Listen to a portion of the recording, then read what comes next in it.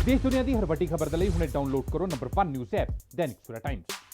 ਚੀਨ ਦੇ ਵਿੱਚ ਕੋਵਿਡ ਮਹਾਮਾਰੀ ਆਏ ਹੁਣ ਪੂਰਾ 1 ਸਾਲ ਬੀਤ ਚੁੱਕਿਆ ਤੇ 1 ਸਾਲ ਬੀਤਣ ਦੇ ਬਾਅਦ ਨਾ ਸਿਰਫ ਚੀਨ ਬਲਕਿ ਪੂਰੀ ਦੁਨੀਆ ਦੇ ਵਿੱਚ ਜਿਹੜਾ ਤਬਾਹੀ ਮਚਾ ਚੁੱਕਿਆ ਹੈ ਤੇ ਹੁਣ ਕੋਵਿਡ ਦੇ ਮਰੀਜ਼ਾਂ ਦੀ ਗਿਣਤੀ ਦੇ ਵਿੱਚ ਅਚਾਨਕ ਇੱਕ ਵਾਰ ਫਿਰ ਤੋਂ ਵਾਧਾ ਹੋਣਾ ਸ਼ੁਰੂ ਹੋ ਗਿਆ ਹੈ। ਇਸੀ ਬਾਰੇ ਗੱਲ ਕਰਨ ਲਈ ਸਾਡੇ ਨਾਲ ਹੈਗੇ school of public health PGI ਦੇ ਪ੍ਰੋਫੈਸਰ ਡਾਕਟਰ ਰਵਿੰਦਰ ਖਿਰਵਾਰ ਜੀ। ਗੱਲ ਕਰਦੇ हैं डॉक्टर साहब, सब तो पहला तो स्वागत है जी ਤੁਹਾਡਾ। धन्यवाद जी। डॉक्टर साहब, अब क्या कारण है जी ये जो दोबारा से रिवैम्प हो रहा है, रिवाइव करता जा रहा है कोविड पे? हालांकि काफ़ी कंट्रोल हो गया था मरीजों की गिनती में, ना सिर्फ चंडीगढ़ बल्कि ये सब जगह जो देख रहा था कि काफ़ी कमी आ रही थी मरीजों की गिनती में, लेकिन अब अचानक से फिर से जो है गिनती काफ़ी बढ़ गई है। चंडीगढ़ में भी रोज़ाना 100 से ऊपर केसेस की गिनती आनी शुरू हो गई है। क्या कारण है इसके पीछे? सबसे बड़ा क्या? देखिए, अभी ये कह देना कि केसेस बढ़ रहे हैं तो वो थोड़ी जल्दीबाजी होगी, हमें कुछ दिन और वॉच करना पड़ेगा। जैसे कि हमने स्टडीज़ की हैं, आपने भी देखा है, तो इसका इंक्यूबेशन जो पीरियड है वो मतलब जो आप कह सकते हैं कि एसिम्प्टोमेटिक से ट्रांसमिशन का जो है वो 14 से 28 दिन होता है। तो उसके बाद ही हम इसके बारे में कह पाएंगे, क्योंकि बीच बीच में जब जो गिरावट आ रही है थोड़ी थोड़ी पीक आती रहती हैं। तो उम्मीद है कि जो प्रिकॉशंस यूनिवर्सल बताई गई थी उसी का अगर फॉलो कर रहे हैं तो ये केसेस जो है हम कंट्रोल कर पाएंगे। रही बात आपकी कि इस समय सावधानी क्या रखनी है, तो वो सावधानी यही है कि जो पिछले दिनों हमने त्यौहार मनाया, इलेक्शन हमने देखे, तो अगर उस समय कुछ इनके जो आप कह सकते हैं कि एक फिजिकल या रेस्पेक्टफुल डिस्टेंस या मास्क या प्रॉपर सैनिटेशन एंड हाइजीन का जो हमने ध्यान नहीं रखा है, तो उस वजह से अगर कुछ केसेस बढ़े तो उसका इम्पैक्ट देखने को मिल सकता है। तो यही सबसे बड़े कारण है कि ਜਿਹੜੇ ਅਸੀਂ ਵੇਖ ਰਹੇ ਹਾਂ ਕਿ एनवायरमेंटल ਜਿਹੜੇ चेंजेस हुए वो भी कोई कारण हो सकता देखिए, जो अभी तक साइंटिफिक एविडेंस हैं उसके अनुसार ये नहीं है कि सर्दी में केसेस बढ़ जाएंगे या गर्मियों में केसेस बढ़ जाएंगे। जितना भी अभी तक देखने में आया है वो ये है कि इसका टेम्परेचर का इतना प्रभाव नहीं है। जैसे कि अब हम इस समय खुले तापमान में खड़े हुए हैं तो जो इंडिविजुअल पार्टिकल है उसके अंदर टेम्परेचर जो है वो 65 डिग्री टू 70 डिग्री तक पहुंच जाता है, जो इसको इनएक्टिवेट कर देता है। दूसरा क्या है कि UVA और UVB और C जो हमारी UV रेज हैं basically, they can also destroy the virus in outer you can से एनवायरनमेंट, खासतौर पे इस तरह से जो धूप है जो। तो हमें बस ये ध्यान रखना है कि जब भी हम ऐसे खड़े हैं तो एक हमारी जो आपस में 2 गज की जो दूरी है वो मेंटेन रहे। दूसरी बात ये है कि जब हम इंडोर एनवायरनमेंट में हैं तो इंडोर एनवायरनमेंट में ओवर क्राउडिंग ना करें। क्या था कि गर्मियों के मौसम में हमने हवा को प्रॉपर वेंटिलेटेड और सर्कुलेट किया था, लेकिन अब सर्दी होने की वजह से हम खिड़की दरवाजे बंद कर सकते हैं। तो उससे क्या होगा कि अगर वहाँ पर ओवर क्राउडिंग बढ़ेगी तो आपस में जो एसिम्प्टोमेटिक हमारे कह सकते हैं पेशेंट हैं या जिनके बारे में अभी पता नहीं है कि वो कोविड को ट्रांसफर कर सकते हैं, तो उससे रिस्क बढ़ने का खतरा होता है। तो सर ਇਹ ਜਿਹੜੇ ਕਾਰਨ ਤੁਸੀਂ ਦੱਸੇ ਹੈ, ਅਸੀਂ ਵੇਖ ਰਹੇ ਹਾਂ ਕਿ ਜਦ ਤੋਂ ਸਭ ਕੁਝ ਓਪਨ ਕਰ ਦਿੱਤਾ ਹੈ ਸਰਕਾਰਾਂ ਵੱਲੋਂ, ਇੱਕ ਨਿਊ ਨਾਰਮਲ ਲਾਈਫ ਦੇ ਵੱਲ ਅੱਗੇ ਅਸੀਂ ਵੱਧ ਗਏ ਹਾਂ। ਲੇਕਿਨ ਲੋਕਾਂ ਨੇ ਜਿਹੜੇ ਕਿ ਪ੍ਰੀਕਾਸ਼ਨਸ ਖਾਸ ਤੌਰ ਤੇ ਦੱਸੇ ਗਏ ਸੀ, ਜਿਹੜੇ ਕਿ ਅਸੀਂ ਲੋਕਡਾਊਨ ਦੇ ਵਿੱਚ ਦੇਖੇ ਲੋਕਾਂ ਵੱਲੋਂ, ਉਸ ਨੂੰ ਪੂਰੀ ਤਰੀਕੇ ਨਾਲ ਨਿਯਮਾਂ ਦੀ ਪਾਲਣਾ ਵੀ ਕੀਤੀ ਗਈ। ਖਾਸ ਤੌਰ ਤੇ ਮਾਸਕ ਦੀ ਜਾਂ ਜਿਹੜੀ 2 ਗਜ਼ ਦੀ ਜਿਹੜੀ ਦੂਰੀ ਹੈਗੀ ਹੈ ਉਸ ਦਾ ਪਾਲਣਾ ਵੀ ਹੋਇਆ। ਲੇਕਿਨ ਤਿਉਹਾਰੀ ਸੀਜ਼ਨ ਖਾਸ ਤੌਰ ਤੇ ਦੇਖਿਆ ਗਿਆ ਕਿ ਮਾਰਕੀਟਾਂ ਦੇ ਵਿੱਚ ਕਾਫੀ ਜ਼ਿਆਦਾ ਜਿਹੜਾ ਰਸ਼ ਦੇਖਣ ਨੂੰ ਮਿਲਿਆ। ਲੋਕਾਂ ਨੇ ਮਾਸਕ ਪਾਉਣਾ ਵੀ ਛੱਡ ਦਿੱਤਾ। ਖਾਸ ਤੌਰ ਤੇ ਅਗਰ ਗੱਲ ਕਰੀਏ ਭੀੜ ਭਾੜ ਵਾਲੇ ਇਲਾਕਿਆਂ ਦੇ ਵਿੱਚ ਤਾਂ ਖਾਸ ਤੌਰ ਤੇ ਇਸ ਚੀਜ਼ ਨੂੰ ਦੇਖਿਆ ਗਿਆ ਕਿ ਉੱਥੇ ਬਿਲਕੁਲ ਵੀ ਜਿਹੜੇ ਨਿਯਮਾਂ ਦੀ ਪਾਲਣਾ ਨਹੀਂ ਕੀਤੀ ਗਈ। ਇਹ ਵੀ ਇੱਕ ਵੱਡਾ ਕਾਰਨ ਤੁਸੀਂ ਮੰਨ ਸਕਦੇ हो कि ਜਿਹੜੀ ਅਸੀਂ ਅਣਗਹਿਲੀ ਦਿਖਾਈ ਹੈ ਉਹ ਅਣਗਹਿਲੀ ਅਗਰ ਨਾ ਦਿਖਾਉਂਦੇ ਤਾਂ आज कुछ और होना सीखा असर पैना चाहिए। देखिए, जैसे मैंने बताया कि डेफिनेटली अगर हम जो बेसिक प्रिकॉशंस हैं अगर उनका पालन नहीं कर रहे हैं तो अगर कोई कम्युनिटी में ट्रांसमिशन है तो उसके खतरे बढ़ जाते हैं। लेकिन अब त्योहार का सीज़न तो जा चुका है और हम को ये नहीं मानना है कि खतरा जा चुका है।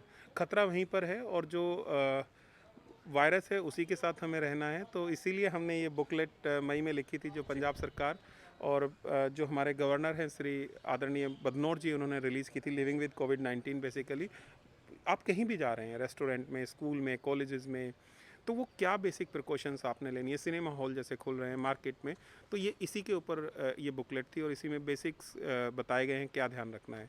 जैसे अभी हरियाणा पंजाब की तरफ हमने सुना कि कॉलेजेस खुलने वाले हैं, स्कूल खुलने वाले हैं, तो हमें यही देखना है कि वहाँ पर कहीं भी क्राउडिंग ना हो। जो अगर वहाँ पर कैंटीन है तो वहाँ पे क्राउडिंग ना हो।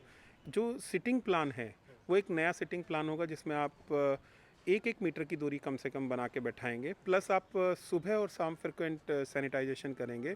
इसके अलावा आपको ये देखना होगा कि फ्रिक्वेंट प्लेसेस जो हैं, खासतौर पे toilet and other places, proper जो है हैंड सैनिटाइज़र उपलब्ध हो। इसके अलावा जैसे असेंबली वगैरह जो होते थे वो सब अभी नहीं हो पाएंगे, और हमें साइन एंड सिम्टम्स के बारे में बताना होगा कि जो हम कहते हैं कि ड्राई कफ, हाई फीवर, जो बेसिक सिम्टम्स हैं उनके बारे में इंफॉर्मेशन लगानी होगी, ताकि कोई जिसको भी वो फील हो वो तुरंत एक नोडल फैकल्टी हो या एक नोडल टीचर हो जिसको वो बता सकें, और फिर उनको प्रॉपर गाइड किया जा सके कि आप अभी स्कूल मत आइए, कॉलेजेस मत आइए, and you follow these precautions. और अपना टेस्ट के लिए तो डेफिनेटली एक सलाह रहेगी। ਸਰ ਇੱਕ ਬੜਾ ਇੱਕ ਨਾਰਮਲ ਜਿਹਾ ਇੱਕ ਸਵਾਲ ਹੈਗਾ ਆਮ ਲੋਕਾਂ ਦੇ ਮਨਾਂ ਦੇ ਵਿੱਚ ਵੀ ਹੈਗਾ, ਜਿਹੜਾ ਅਸੀਂ ਹੈਂਡ ਸੈਨੀਟਾਈਜ਼ਰ ਯੂਜ਼ ਕਰਦੇ ਹਾਂ, ਉਹ ਹੈਂਡ ਸੈਨੀਟਾਈਜ਼ਰ ਨੂੰ ਅਸੀਂ ਭਾਵੇਂ ਉਹ ਜਿਹੜਾ ਲਿਕੁਇਡ ਵਾਲਾ ਅਗਰ ਉਸ ਨੂੰ ਯੂਜ਼ ਕਰਕੇ ਅਸੀਂ ਭਜਾ ਸਕਦੇ ਹਾਂ, ਜਾਂ ਜਿਹੜਾ ਦੂਸਰੇ ਫਾਰਮ ਦੇ ਵਿੱਚ ਜਿਹੜਾ ਸਪਰੇ ਵਾਲਾ ਹੈਗਾ ਉਸ ਫਾਰਮ ਦੇ ਵਿੱਚ ਹੈਗਾ, ਕਿਉਂਕਿ ਲੋਕਾਂ ਦੇ ਵਿੱਚ ਕਾਫੀ ਇਸ ਚੀਜ਼ ਨੂੰ ਲੈ ਕੇ ਨਾ ਸਵਾਲ ਖੜੇ ਹੁੰਦੇ ਹੈ ਕਿ ਅਸੀਂ ਤਾਂ ਉਹ ਯੂਜ਼ ਕਰਦੇ ਹਾਂ, ਸਾਨੂੰ ਨਹੀਂ ਹੋ ਸਕਦਾ, ਲੇਕਿਨ ਜ਼ਿਆਦਾਤਰ ਨੂੰ ਹੋ ਰਿਹਾ ਹੈਂਡ ਸੈਨੀਟਾਈਜ਼ਰ यूज़ भी कर रहे हैं लेकिन कोई फ़र्क नहीं पड़ रहा। नहीं, ऐसा नहीं है। देखिए, पहली चीज़ तो हमें इंश्योर ये करना है कि उसके अंदर 70% अल्कोहल बेस्ड हो, और अगर उसके अंदर प्रॉपर अल्कोहल है तो वो मतलब बिल्कुल सही है। और जो आजकल हमने मार्केट में पीछे न्यूज़ आई थी, तो फेक जो है हैंड सैनिटाइज़र नहीं है। हाँ, ये जेल फॉर्म में भी हो सकता है और ये स्प्रे लिक्विड फॉर्म में भी हो सकता है, तो दोनों फॉर्म में ये अवेलेबल होता है। लेकिन बेस्ट प्रैक्टिस यही है कि हम जो है 30 सेकेंड अगर साबुन के साथ हाथ धोते हैं तो वो सबसे ज़्यादा इफ़ेक्टिव है। क्या होता है कि कई बार ड्राइनेस या उस बार बार यूज़ करने से तो स्किन में इरिटेशन या एलर्जी भी हो सकती है, तो इस वजह से हम जो है जो हैंड ਵਾਸ਼ਿੰਗ ਹੈ उसको ज़्यादा प्रमोट करते हैं। ਅੱਛਾ, ਲੋਕਾਂ ਨੇ ਇੱਕ ਹੋਰ ਚੀਜ਼ ਦੇਖੀ ਹੈ ਕਿ ਡਿਟੋਲ ਦੇ ਨਾਲ ਨਹਾਉਣਾ ਸ਼ੁਰੂ ਕਰ ਦਿੱਤਾ ਹੈ, ਘਰ ਦੇ ਵਿੱਚ ਅਗਰ ਪੋਚੇ ਵਗੈਰਾ ਲਗਾਉਣੇ ਉਹ ਵੀ ਡਿਟੋਲ ਉਹਦੇ ਵਿੱਚ ਪਾ ਕੇ ਕਰਤਾ, ਕਿ ਇਸ ਚੀਜ਼ ਦੇ ਨਾਲ ਵੀ ਕਿ ਜਿਹੜੀ ਇਨਫੈਕਸ਼ਨ ਡਿਸਇਨਫੈਕਸ਼ਨ ਦੀ ਗੱਲ ਹੁੰਦੀ ਹੈ ਕਿ ਉਹ ਦੂਰ ਕੀਤੇ ਜਾ ਸਕਦੇ? देखिए, मुझे लगता है कि ये एक प्रिकॉशनरी स्टेप है, तो those who are really willing to take, वो हम उसको ना डिस्करेज करते ना इनक्रेज करते। लेकिन हाँ, ये है कि अगर आप कहीं पे आपको लगता है कि आपको एक्सपोजर होने के आसार हैं, आप क्राउडेड प्लेस से आए, तो तब ये प्रैक्टिसेस सेफ प्रैक्टिसेस में काउंट होगी। ਤੇ ਇੱਕ ਸਰ ਕਿ ਕਾਫੀ ਸਾਰੀ ਜਿਹੜੀ ਮਾਰਕੀਟ ਦੇ ਵਿੱਚ ਜਿਹੜੇ ਕਾਫੀ ਸਾਰੇ ਲੋਕਲ ਪ੍ਰੋਡਕਟਸ ਇਹਨਾਂ ਦਿਨਾਂ ਦੇ ਵਿੱਚ ਦੇਖਣ ਨੂੰ ਮਿਲੇ ਹੈ, ਤੇ ਉਹਦੇ ਨਾਲ ਵੀ ਕੋਈ ਇਫੈਕਟ ਪੈਂਦਾ ਹੈ ਕਿ ਸਿਰਫ ਇੱਕ ਕੋਈ ਕੰਪਨੀ ਬੇਸਡ ਕੋਈ प्रोडक्ट अगर वही यूज़ करें तो ਉਹਦੇ ਨਾਲ बचाया जा सकता है? नहीं, देखिए, किसी भी नॉर्मल साबुन के साथ आप इस्तेमाल कर सकते हैं, किसी भी प्रॉपर हैंड सैनिटाइज़र के साथ आप इस्तेमाल कर सकते हैं।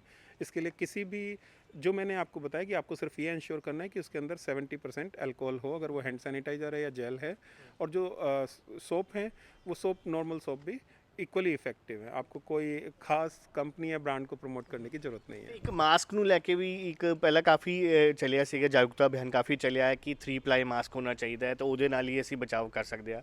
ਤੇ ਘਰਾਂ ਦੇ ਵਿੱਚ ਵੀ ਲੋਕਾਂ ਨੇ ਜਿਹੜੇ ਆਪਣੇ ਮਾਸਕ ਬਣਾਏ ਹੈ ਕੱਪੜੇ ਦੇ, ਤੇ ਕੀ ਉਹ ਸੇਫ ਹੈਗੇ ਹੈ ਇਸ ਚੀज़ ਦੇ ਵਿੱਚ ਵੀ? देखिए, हमें ये समझना है कि हमें मास्क का सही इस्तेमाल करना है। जैसे नोज़ पे हमने पूरा टाइट किया हुआ है, तो इधर से भी टाइट है, तो वो एक सही तरीका है। इसके अलावा फेस कवर जो है वो कोई भी कॉटन या उसका हम इस्तेमाल कर सकते हैं। हाँ, ये ज़रूर है कि इसको एक बार इस्तेमाल करने के बाद आप 3 दिन के लिए रख दीजिए और फिर दोबारा इस्तेमाल कर सकते हैं। उसको धूप में रख सकते हैं या कहीं और ड्राई प्लेस पे आप रख सकते हैं। एक ही मास्क का बार बार इस्तेमाल ना करें। उसी तरह से फेस कवर है, फेस कवर जो हमने कॉटन क्लॉथ या उसकी बात की, आप उनका भी इस्तेमाल कर सकते हैं। तो ये डिपेंड करता है कि आप अगर हॉस्पिटल सेटिंग्स में जा रहे हैं या जहाँ पर बहुत रिस्क है, तो तब हम हाई रेंज मास्क जैसे N95, N99 की बात कर दें। अदरवाइज़ कॉमन प्लेसेस पे जो ये ट्रिपल लेयर या आप कह सकते हैं face cover, they are equally good. हमारी मेन ज़रूरत ये है कि हम अगर हम रेस्पेक्टफुल डिस्टेंस बना के रखे हुए हैं, जैसे मेरे और आपके बीच लगभग 2 गज की दूरी है, तो जब ये दूरी हमारे बीच है, तो जो आपने भी मास्क डाला है और मैंने भी मास्क डाला है, तो जो खतरा है वो लगभग ख़त्म हो जाता है। तो यही हमें इंश्योर करना है। ਕੱਲ ਸਰ ਇੱਕ ਐਡਮਿਨਿਸਟ੍ਰੇਸ਼ਨ ਵੱਲੋਂ ਇੱਕ ਹੈਲਥ ਐਡਵਾਈਜ਼ਰੀ ਜਾਰੀ ਕੀਤੀ ਗਈ ਸੀ, ਜਿਸ ਦੇ ਵਿੱਚ ਖਾਸ ਤੌਰ ਤੇ ਉਹਨਾਂ ਨੇ ਦਿੱਲੀ NCR ਤੋਂ ਜਿਹੜੇ ਲੋਕ ਹੈ ਉਹ ਅਗਰ ਆਉਂਦੇ ਹੈ ਉਹਨਾਂ ਤੋਂ 6 ਫਿਟ ਦੀ ਜਿਹੜੀ ਦੂਰੀ ਦਾ ਉਹਨਾਂ ਨੇ ਜ਼ਿਕਰ ਕੀਤਾ ਹੈ, ਤੇ ਨਾਲ ਨਾਲ ਉਹਨਾਂ ਦੇ ਟੈਸਟਿੰਗ ਵੀ ਜ਼ਰੂਰੀ ਕਹੀ ਹੈ।